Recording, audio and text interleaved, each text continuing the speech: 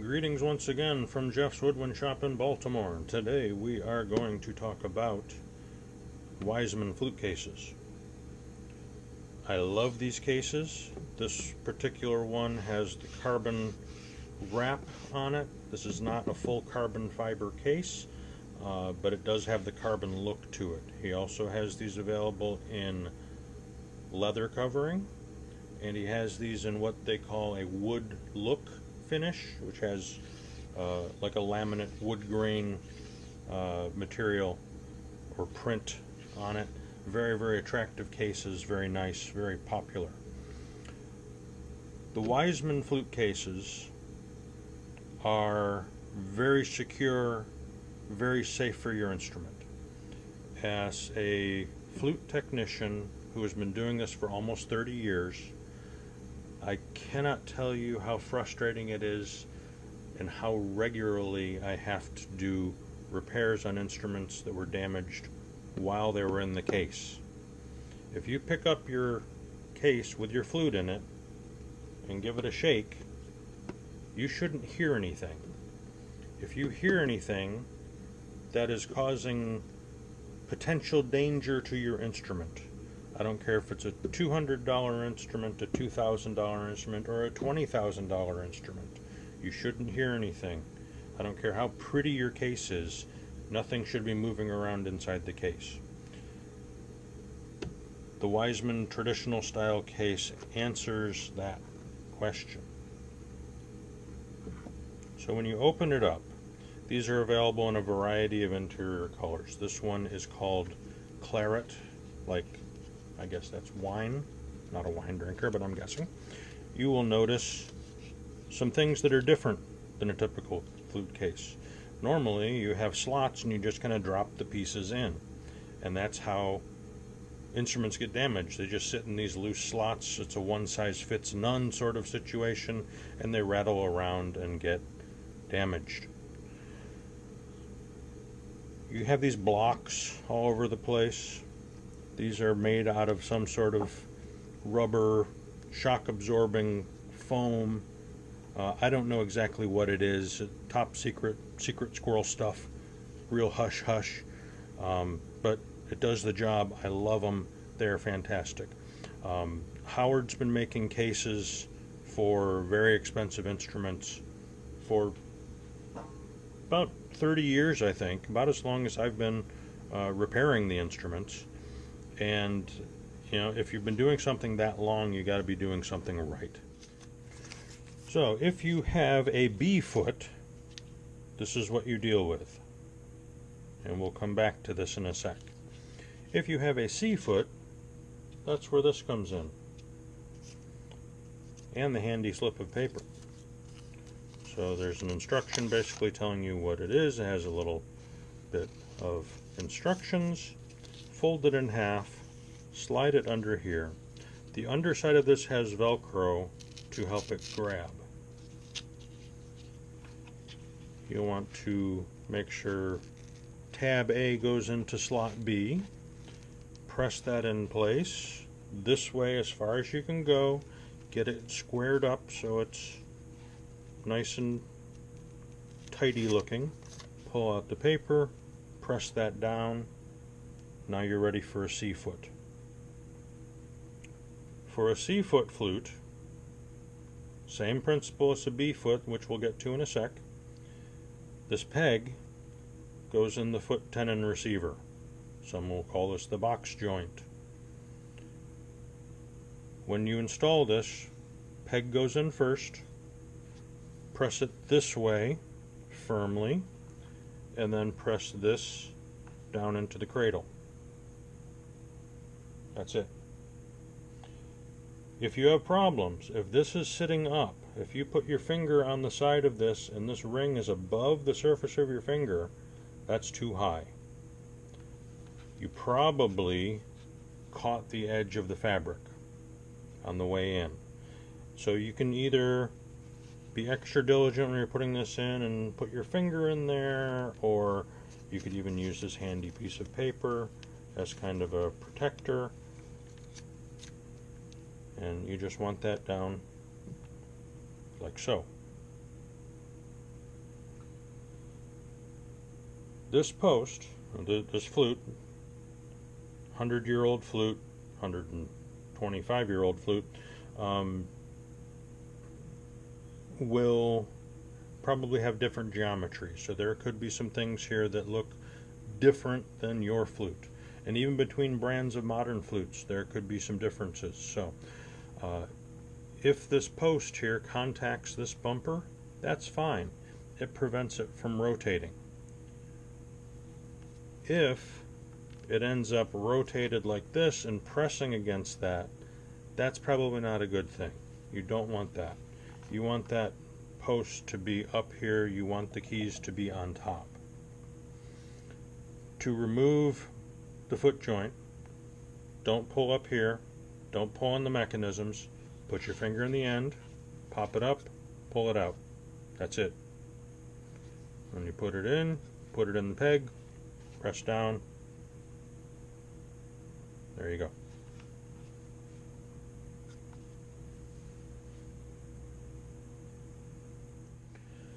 So for a B-foot flute, we don't need this. And we're going to pretend this is a B-foot.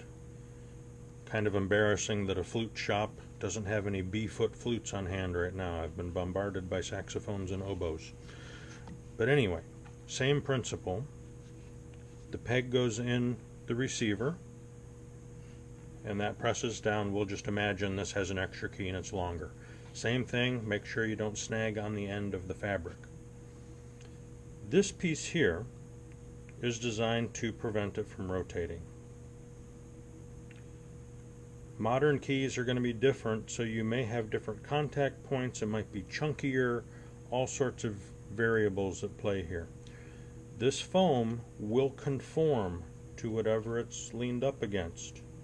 So if you have some light pressure against the side of your E-flat key or against the mechanism, it's not a big concern. Leave it closed up. Chances are that by the next morning you open it up and you'll have a nice contoured impression in this foam, and great, that's keeping your flute in its place.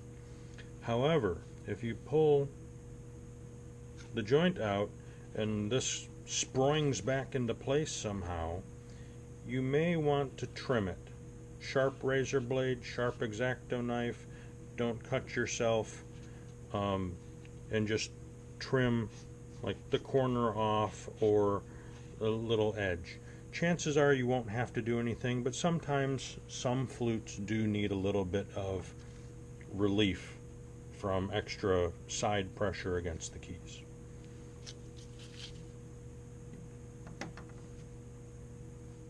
Okay, our foot joint is in place. Now let's go on to the head joint. In the newer versions of these, there's a little flap here that has Velcro that can detach. This little flap is to protect from the G-sharp key possibly contacting the head joint. But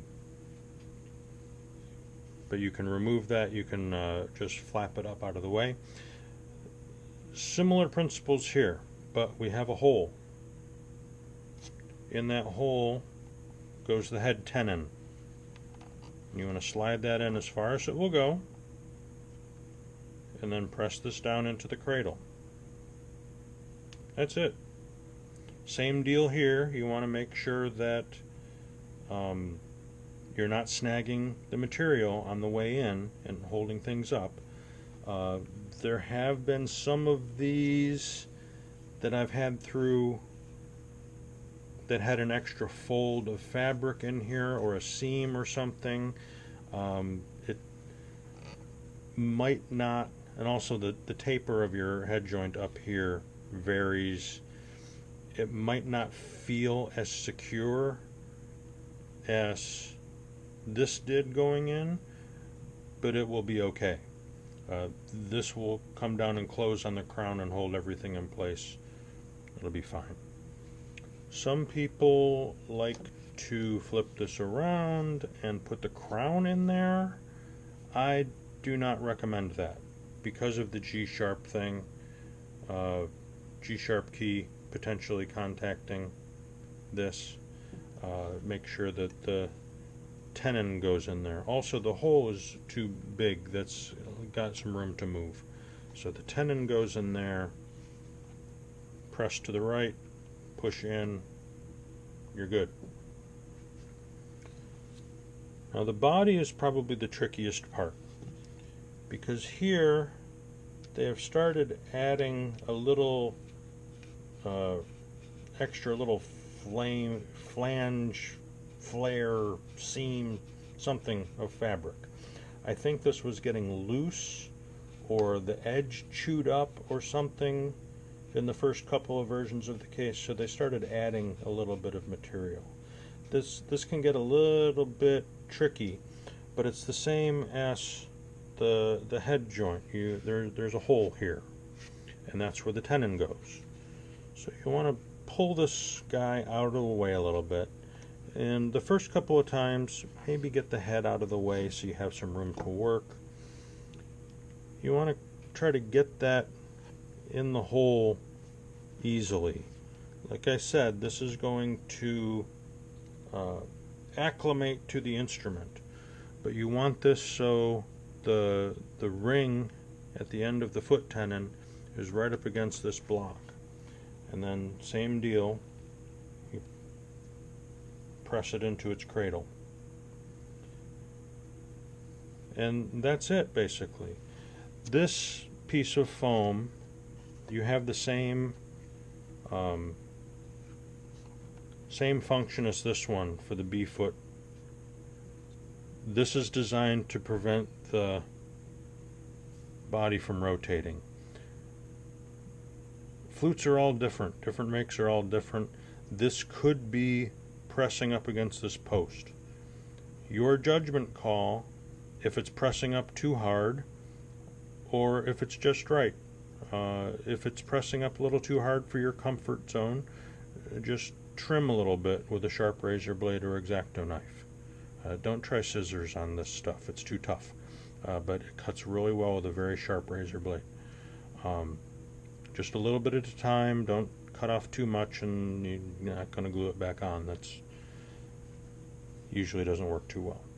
But this is the Wiseman traditional style flute case. And we can do this with it.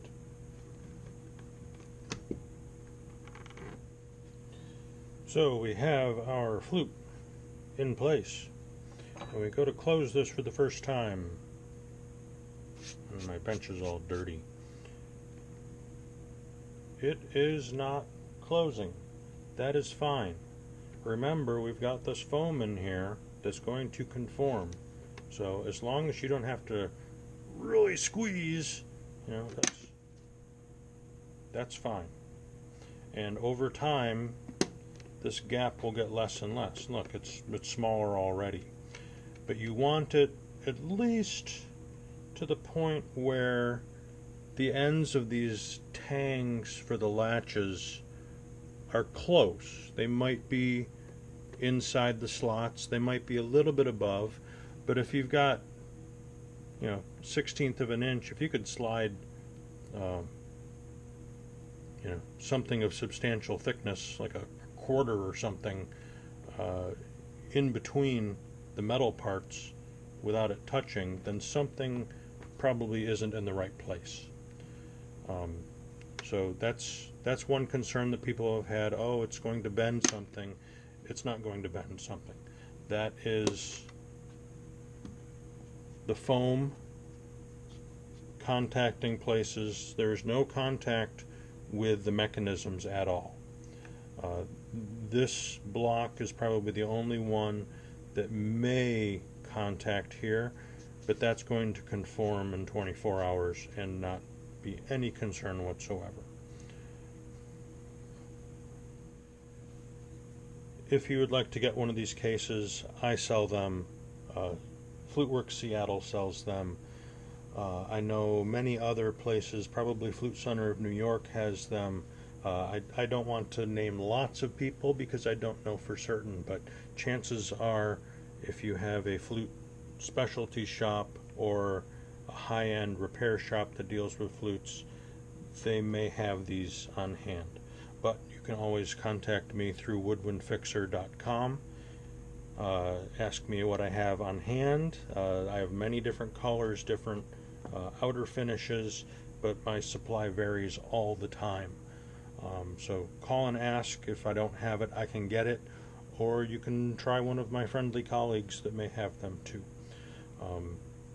But if you have questions on how the flute fits in your new Wiseman case, please let me know and we'll try to get you sorted out. Even if you didn't buy it from me, I will help you out.